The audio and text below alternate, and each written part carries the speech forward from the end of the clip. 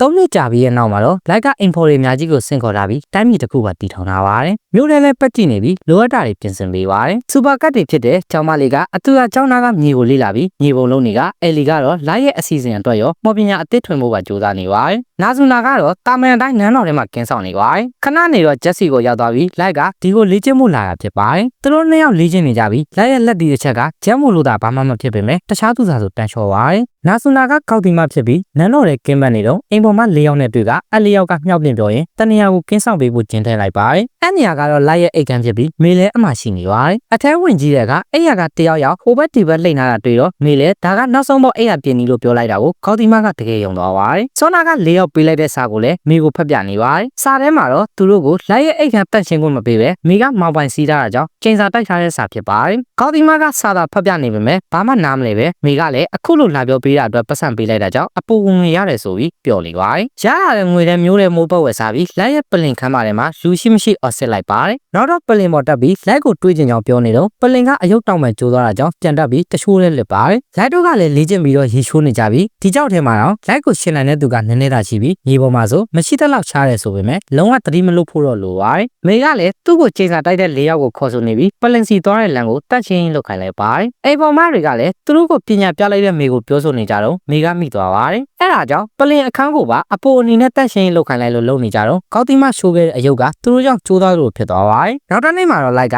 ကောက်တီမတို့ကိုပြောစရာရှိလို့တနေရာခေါ်သွားပြီးအဲ့အချိန်အရင်ကကြုံဘူးတဲ့ခွေးမိတ်ဆာရောက်လာတာကြောင့်ခနာကိုကအလိုလိုကြောက်မိနေပါတယ်။ကောက်တီမတို့ကလည်းလိုက်ရှိမှမလေးမစားလာလို့အပီတီးကန်ကြီးခွေးလဲကြောက်သွားကလိုက်လဲဝင်ထားလိုက်ရပါတယ်။ဒီကိုခေါ်လိုက်တာကတားကောင်ကိုမြားခေါ်တာကြောင့်မေစီကအဆက်အသွယ်ရလို့ပြင်ဆင်ထားဖို့လာပြောတာဖြစ်ပါတယ်။ဒီလိုနဲ့3နှစ်အကြာမှာပထမဆုံးတားကောင်ကိုလက်စားရှိဖို့စတင်ခဲ့ပါတယ်။မြေခွေးကတော့တောက်စားပျော်ပါနေတော့မေကသူတို့စီရောက်လာပါတယ်။မြေခွေးတို့မငင်းနိုင်တော့တဲ့ငွေအမောင့်ပေးပြီးလိုက်ရှိခဲ့တဲ့နောက်ဆုံးနေရာကိုခေါ်သွားပေးဖို့တနာကမတောင်းဆိုခဲ့ပါတယ်။မြေခွေးကလည်းလက်ခံလိုက်ပြီးအကောင့်ခေါ်သွားပေးရတော့မဟုတ်ပဲလိုက်ပြခိုင်းတဲ့နေရာရောက်ရင်မရင်းကျစ်မှာဖြစ်ပါတယ်။လိုက်ပြခိုင်းတဲ့နေရာရောက်တော့မေကအရှိုးပြောင်းသွားပြီးလိုက်ကိုမြေခွေးလုတ်ခဲ့တဲ့အရာတွေတစ်ခုချင်းစီပြောရင်ဒေါသထွက်လာလို့တပိခံပြီးလိုက်ကသူ့သားကောင်ကိုမတီးဖို့တားလိုက်ပါတယ်။မြေခွေးကလည်းလိုက်မသိသေးတာကိုတွေးလို့မယုံနိုင်ဖြစ်နေပြီးလိုက်ကလက်စားရှိဖို့ရောက်လာတာလို့ပြောလို့မင်းတို့ငဝီးကောင်ကဆိုပြီးအသေးကြီးပါတယ်။လူသားနှစ်ကောင်ကသူတို့ကိုမရှင်းနိုင်ပါဘူးပြောပြီးလိုက်ကိုတိုက်ခိုက်ခိုင်းတဲ့အခါအကောင်တွေမေလဲဆက်နဲ့ခေါင်းမရှိတော့ပါဘူး။ထွက်မပြေးနိုင်အောင်မေကိုထွက်ပေါက်ပိတ်ခိုင်းတာပြီးလိုက်ကိုအကုန်ဝိုင်းတိုက်ခိုက်ပေမဲ့သူတို့ပဲအတီးခံရရပါတယ်။လိုက်ကငဝီးကောင်တွေဆိုတဲ့မျက်နှာပေးနဲ့ကြည့်နေရကြောင်းမြေခွေးလည်း level 900အကောင်ကိုဆင့်ခေါ်လိုက်ပြီးအသက်ရှမ်းတာပေးဖို့တောင်းဆိုစမ်းနေပါရညာတွေနဲ့အာကျင်နေပါတယ်။ဒါပေမဲ့လိုက်က